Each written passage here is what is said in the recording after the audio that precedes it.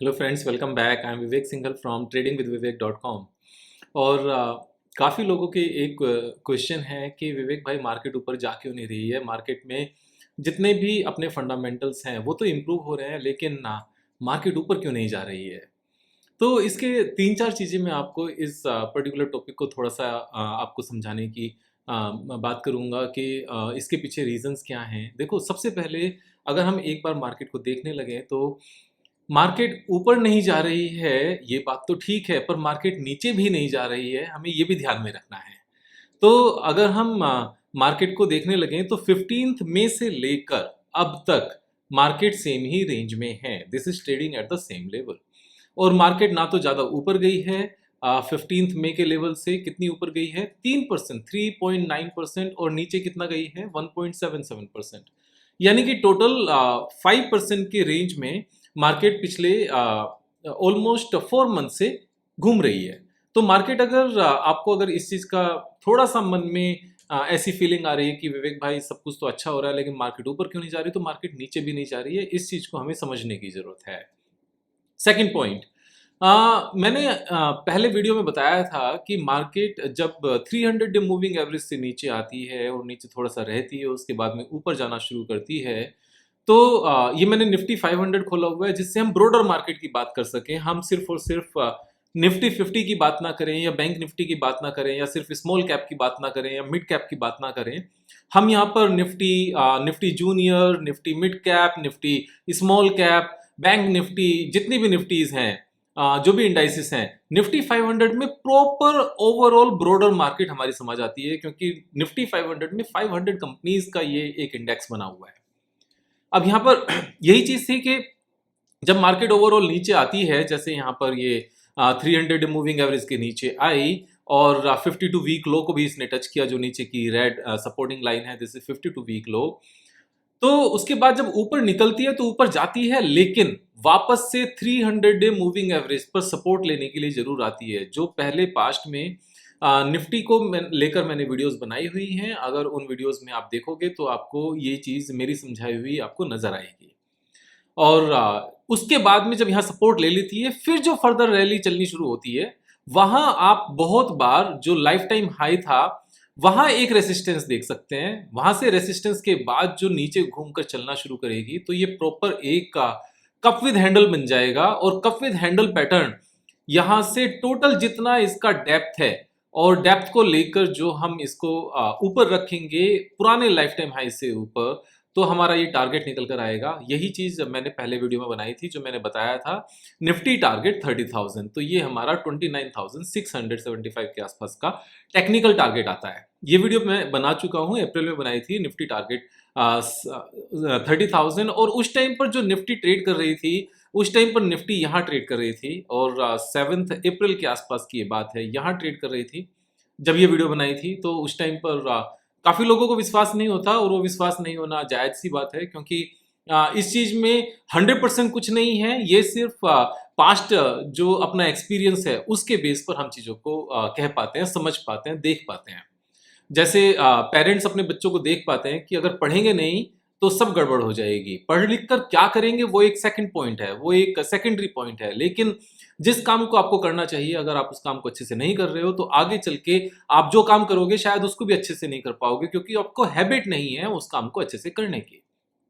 तो पढ़ाई लिखाई का मतलब अच्छे मार्क्स लाकर सिर्फ नौकरी करना नहीं होता। पढ़ाई लिखाई करने का मतलब ये होता है कि हम पढ़ लिख रहे हैं, अच्छे से उसमें परफॉर्म कर रहे हैं, क्योंकि हमारा ये काम है, तो हमें एक लाइफ टाइम हैबिट डेवलप होती है कि जो काम हमें करना चाहिए उस काम में हम कैसे हैं।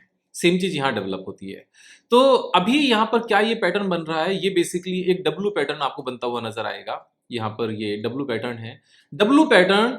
और जो ये पैटर्न की जो सपोर्ट है, ये 300 मूविंग एवरेज पर है। ये एक बहुत ही स्ट्रॉन्ग सपोर्ट है, एक बहुत ही रिफाइंड ब्यूटीफुल पैटर्न है, जो जनरली फेल नहीं होते हैं।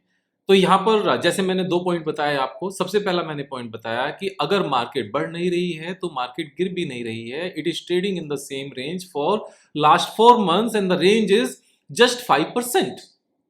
तो वहां रिस्क ये भी नहीं है। सेकंड पॉइंट, जब नीचे से मार्केट ऊपर निकलती है, ऊपर जाती है, तो उसके बाद में वो वापस जरूर आती है सेकंड सपोर्ट लेने। यहां पर ये 2 बार सपोर्ट ले चुकी है 300 डे मूविंग एवरेज पर, और दोनों बार सपोर्ट लेना, डबल सपोर्ट लेना अपने आप में अच्छी बात है।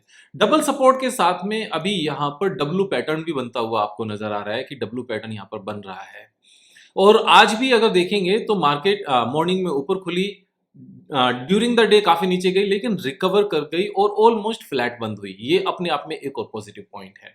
सो ये हमारे पॉइंट्स हो गए। एक और जो पॉइंट आता है कि काफी लोगों का पॉइंट था जीएसटी को लेकर कि विवेक भाई जीएसटी कम तो कर दिया सरकार ने, लेकिन ये कंपनीज इतनी शरीफ नहीं है, इतनी अच्छी नहीं है कि ये कस्टमर्स को जीएसटी का बेनिफिट पास ऑन करेंगी।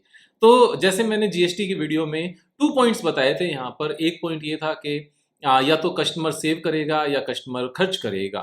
तो यहाँ पर एक और थर्ड सिनेरियो निकल कर आया कि ये भी तो हो सकता है विवेक भाई, कस्टमर तक इस जीएसटी के रेट कम होने का बेनिफिट ही ना पहुंचे और कंपनीज सारे का सारा बेस प्राइस ही इंक्रीज कर दे और जो सेलिंग प्राइस है उसको सेम रखे। तो उस केस में भी ये पर्टिकुलर पॉइंट भी स्टॉक मार्केट को सपोर्ट ही करती है, क्योंकि अगर कंपनी ने बेस प्राइस को इंक्रीज कर दिया तो कंपनी के प्रॉफिट सीधे सीधे बढ़ गए, और कंपनी के अगर सीधे सीधे प्रॉफिट बढ़ गए तो नेट प्रॉफिट बढ़ के फिर स्टॉक प्राइस को यहाँ पर फंडामेंटली सपोर्ट मिल गया। तो तीनों ही सिनेरियो में स्टॉक मार्केट को यहाँ पर सीधा सीधा बेनिफिट होने वाला है, राइट। तो ये भी हमारा पॉइंट यहाँ पर कवर हो जाता है। एक और पॉइंट जो हमारा ये आता है कि यहाँ से कितना जा सकता है वो हम ऑलरेडी यहाँ पर डिस्कस कर चुके हैं। अब जो एक नेगेटिव पॉइंट अभी भी चल रहा है वो यूएस के टैरिफ लगने को लेकर है। तो अभी तक जो यूएस ने टैरिफ लगाया था, जैसे मैंने पुरानी वीडियो में भी बताया कि 0.34% जीडीपी ग्रोथ के ऊपर इम्पैक्ट आ रहा था, तो उसको जीएसटी में यहाँ पर चेंजेस लाकर नलीफाई कर दिए गए। तो अगर फ्यूचर में भी कुछ ऐसा होता है तो उसको भी देखेंगे। और बहुत ज्यादा इस बात से फर्क नहीं पड़ता, आप ध्यान से समझना कि जीएसटी ग्रोथ 6.5% रही या 6% रही या 5.5% रही, हम यहाँ पर ग्रोथ के कम होने की बात कर रहे हैं, जीडीपी के कम होने की बात नहीं कर रहे हैं। ये इस न्यूज को, इस पर्टिकुलर खबर को ध्यान से समझने की जरूरत है कि पहले अगर इकोनॉमी 1 लाख रुपए की थी, 1 लाख की थी, तो ये 1.06 लाख की होगी या 1.05 लाख की होगी। दोनों ही सिनेरियो में एक अच्छी खासी ग्रोथ है। तो अगर आप कभी न्यूज़पेपर में ये हेडलाइन पढ़ो कि India's GDP growth is reduced by 1%, तो यहाँ पर growth is reduced by 1%, growth 1% से कम हुई है, ओवरऑल ग्रोथ ही है। पहले 6.5% या 7% का फोरकास्ट था, अभी हो सकता है 5.5% या 6% का फोरकास्ट हो। And in that scenario also India is going to remain the fastest growing major economy. तो बहुत ज्यादा कुछ फर्क नहीं है, इन चीजों से बहुत ज्यादा फर्क नहीं पड़ता। फर्क किस बात से पड़ता है कि हम ग्रो कर रहे हैं या नहीं कर रहे हैं, और अच्छा खासा ग्रो कर रहे हैं नहीं कर रहे हैं। 6.5 है या 6 है, बहुत ज्यादा इस बात से फर्क नहीं पड़ता है। तो हमें इस चीज को भी ध्यान में रखने की जरूरत है। एक और जो सबसे इंपॉर्टेंट पॉइंट है, जैसे यहाँ पर मार्केट ने वापस से नीचे आए और नीचे आकर यहाँ पर सपोर्ट लिया, तो ऑपरेटर ऐसे में क्या करता है जब एक अच्छी खासी रैली यहाँ से हो जाए। आप ध्यान से समझना इस बात को, जब अच्छी खासी रैली हो जाए तो ऑपरेटर हमेशा ये करता है कि जो यहाँ पर इस तरह के लोग थे जो प्रॉफिट बुक करना चाहते हैं, जिनको वीक हैंड्स कहते हैं, वो अपने आप से परेशान होकर निकल जाएं, क्योंकि वो 4 मंथ्स जब मार्केट को सेम रेंज में रखते हैं ना, तो काफी लोग दुखी हो जाते हैं जो इम्पेशेंट होते हैं, और वे लोग निकलना चाहते हैं। तो वे लोग तो निकल जाएं और उनका माल ऑपरेटर नहीं खरीदता। आप ध्यान से समझना, generally mid of the rally में ऑपरेटर कभी माल परचेज नहीं करता। ऑपरेटर हमेशा बिल्कुल डाउन साइड पे माल परचेज करता है। मिड ऑफ द रैली में ऑपरेटर माल परचेज नहीं करता है। मिड ऑफ द रैली में ऑपरेटर सिर्फ परचेज करना बंद करता है, मार्केट एक साइडवेज सिचुएशन में पहुंच जाती है। जो वीक हैंड्स हैं, जिनको लगता है कि यार हो गया, बहुत जितना मिलना था मिल गया, हाँ अच्छा हुआ यहां से वापस आ गए, और जो हमारे पैसे फंसे हुए थे अभी बेच के निकल जाते हैं, पता नहीं क्या होगा। क्योंकि घबराहट लोगों को अलग अलग रीजन से होती है, बहुत सारे रीजंस होते हैं। वो इकोनॉमी को इकोनॉमी की तरह से भूल जाते हैं और बाकी मुद्दों को बीच में ले आते हैं, जिसकी वजह से उनको डर लगने लगता है। तो यहाँ पर ऑपरेटर उस टाइम पर ना बाय करता है ना सेल करता है, वो चुपचाप बैठ जाता है। जो वीक लोग हैं यहाँ पर, जिनमें पेशेंस की कमी है, जिनमें घबराहट है, वो यहाँ से निकलना शुरू हो जाते हैं कि अब जान बच गई यार, वापस से निकल जाओ। और ये कौन लोग ज्यादा होते हैं? जिन्होंने शायद टॉप पर पहले लिया हुआ था, जिन्होंने इस रेंज में मार्केट में बाइंग की हुई थी, इस पूरी रेंज में इन्होंने डाउन साइड देखी, घबरा गए, लेकिन कुछ लोगों ने समझाया कि बेचने की जरूरत नहीं है नुकसान में, तो उनका इतना कहना तो मान लिया, लेकिन जैसे ही वो एट पार आए, सेम रेंज में आए, वो निकलना शुरू हो गए। ऐसा अक्सर होगा, और इस टाइम पर ऑपरेटर कुछ नहीं कर रहा होगा, ऑपरेटर चुपचाप बैठा होगा, और यहां पर वीक लोग निकल रहे होंगे। बाय कौन कर रहा होगा? वो रिटेलर्स बाय कर रहे होंगे जिनको ये था कि यार ये रैली छूट ना जाए, रैली छूट ना जाए, अभी तो शुरुआत है। तो जब वो 4 मंथ्स एक रेंज में देखते हैं तो धीरे धीरे एंटर करना शुरू करते हैं, और जब वो ये चीज देखते हैं कि 4 मंथ्स में मार्केट ऊपर नहीं गई लेकिन नीचे भी नहीं गई, दिस इज ऑल्सो इंपॉर्टेंट, तो वो सेम प्राइस पर बाय करना शुरू करते हैं। तो ये रिटेलर्स से रिटेलर्स के बीच की पूरी ट्रांजेक्शंस होती हैं। वीक इन्वेस्टर यहां पर बेच रहा होता है, और जो जिनको फोमो होता है, फियर ऑफ मिसिंग आउट, वो यहां पर बाय कर रहे होते हैं, और ऑपरेटर इस टाइम पर शांति से बैठा होता है। ऑपरेटर इस टाइम पर जनरली बाय नहीं कर रहा होता है। जब सारी चीजें हो जाती हैं, ये एक्सचेंज हो जाते हैं हैंड्स, और ऑपरेटर को दिख जाता है, ऑपरेटर को डिमांड एंड सप्लाई से, ऑर्डर्स डालने से सब कुछ पता चलता है, क्योंकि उनके पास बाइंग पावर है। जब वो देख लेते हैं कि वीक लोग निकल चुके हैं and sellers are not coming in, आप जैसे, मैं आपको एक आइडिया देता हूं, आप यूको बैंक में शेयर्स बाय करके देखो, आप सेंट्रल बैंक में इस टाइम पर बाइंग करके देखो, आपको दिखाई देगा कि यार मैं करंट प्राइस पर बाइंग ऑर्डर डाल रहा हूं, लेकिन आ ही नहीं रहे हैं शेयर, मुझे 5 पैसे बढ़ाकर डालना पड़ रहा है, तब जाकर शेयर आ रहे हैं। तो ऐसा क्यों हो रहा है? क्योंकि उस टाइम पर कोई कुछ बचा ही नहीं है, वीकेंड्स बचे ही नहीं है, यहाँ पर सारे के सारे खत्म हो चुके हैं। Stock is trading far lower even after posting the highest ever gains. Same UCO bank में आपको नजर आएगा, यूको बैंक की भी सेम सिचुएशन है। तो ये कब तक चलेगा? यहां से ऑपरेटर्स की बाइंग खत्म हो चुकी है लगभग, क्योंकि रिटेलर्स के पास अब सेल करने के लिए है ही नहीं। जब ऑर्डर डालते हैं तो पता चलता है, मिड ऑफ द यहां तक पहुंचेंगे, यहां तक आने के बाद में ऑपरेटर बाय करना बंद कर देगा। यहां पर वीक हैंड्स निकलेंगे, और फियर ऑफ मिसिंग आउट वाले, या फिर जिनको फर्दर रैली नजर आती है, वो यहां पर बाय करेंगे, और उसके बाद में फर्दर रैली आएगी। तो इस तरह की अपॉर्चुनिटीज यहां पर, मतलब ये एक काम करने का तरीका है ऑपरेटर का। ऑपरेटर की इस बात को आप इस वीडियो को फिर से देखना, और कभी आप देखना सारे पुराने चार्ट्स को देखकर, कि जो पूरी रैली है उसमें कहीं मिड में जाके या 30-40% बढ़ने के बाद में स्टॉक्स के 3-4 महीने का एक कंसोलिडेशन आता है, और उसके बाद में फिर एक फर्दर रैली आती है जो पहली वाली रैली से भी ज्यादा बड़ी होती है।